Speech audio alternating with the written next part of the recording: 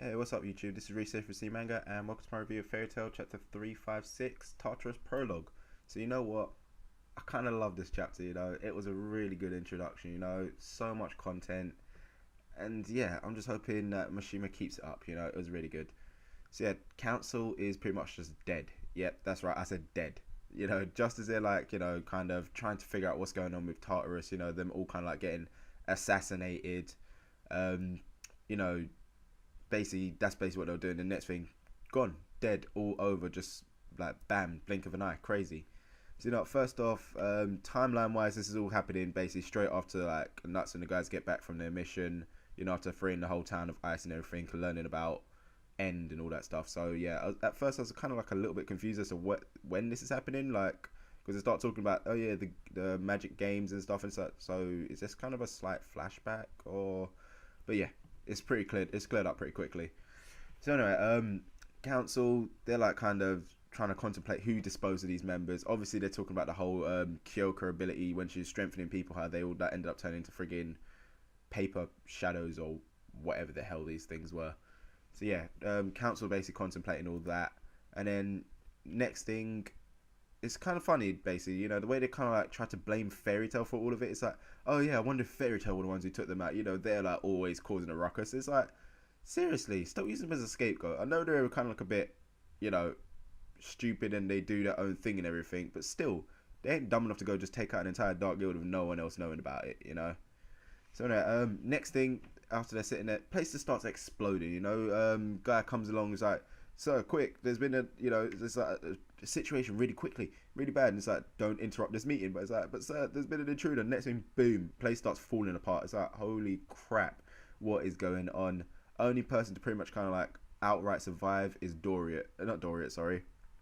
Oh god, Doran Bolt. Sorry, there's too many door names. So yeah, Doran Bolt, only survivor pretty much.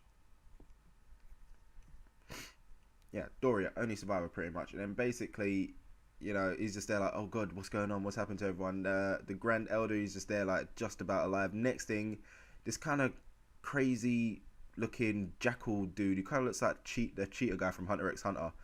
He turns up and he's just like, yep, I'm here to kill you all, using my explosion powers. His arms kind of like all set on fire-ish kind of thing. He's like got magma hands going on. It looks nuts. So yeah, his ability, his magic pretty much looks like anything he touches, he can make explode. And then he pretty much just assassinates the Elder by putting his hand on his head and making his head explode. That's kind of violent and messed up. When you kind of think about it, it's like, wow, okay. So yeah, Bolt is just about able to escape, and then we cut to Fairy Tail. So yeah, guys, pretty much having a usual downtime after a mission. And what I really liked about this section is that they're sitting there researching information about End, and they finally do explain a bit more about it. So kind of find out that basically it's a book that allows them to summon a demon. So yeah, um, it's kind of nuts, the fact that these books, they're summon demons from hell. So Nuts' new plan is obviously, let's go beat up Tartarus, so we can get the End back and then like fulfill, his father's wishes, which is kind of like, dude, seriously, you're going to have to fight another Dark Guild, and these guys are going to be the strongest ones ever. What's wrong with you? But anyway, that is their new plan. After this, we kind of like cut to Doran Bolt. Is there like interrogating Cobra, because obviously Cobra, he knows exactly what's going on. He pretty much hinted it at the end of the tournament arc. Where it's just like, oh yeah, I'm gonna be here, but then once this stuff goes down, I'm getting out. So yeah, he kind of ends up explaining everything about the members of Tartarus, how they're basically not human at all. They are in fact demons, and their master is known as End. So End is pretty much the master of Tartarus, and he's supposedly the most powerful demon of all. So I have no idea how they're gonna end up, how like Fairy Tail are gonna do this on their own. I'm hoping that other guilds come together to fight. So all the guilds that are in the Magic games come together into a big group to take on Tartarus. That would be really cool. So yeah, we find out some more about End finally. After this, we cut to the Demon Slayer dude whose name escapes me. You saw him a couple chapters ago. Next thing, Kuya turns up and she's asking like, why are you in your human form, And it turns out pretty much it seems like they can freely change form from demon to human. it kind of explains Doriath's ability a bit more, you know, like how he went from his weird kind of fishman stage to full-on demon form. So it's a whole kind of like shape-shifting thing. So I'm kind of wondering whether, you know, you can kind of like look more human depending on how strong of a demon you are or something. You know, how strong your demon, how strong you actually are magically depends on how human you can, how normal you can look when you transform. It's kind of like, you know, it's a simple kind of thing which I think's been done quite a lot. You know, the more powerful you are, the more you can kind of look normal. But yeah, I guess that makes a bit more sense as to that. But anyway, after that, we pretty much get like a really cool looking double page spread of the set of like 7 of the 9 demons themselves, and I gotta say they do look kind of crazy. So yeah, like I said, pretty good chapter. Ticks a lot of boxes for me.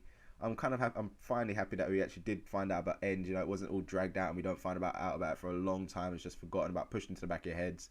It's pretty crazy. So I'm kind of guessing, a little bit of speculation here, that obviously End, he was out and fighting everything, and then the dragons and the whole 7-7 incident was like the dragons basically sealing him away.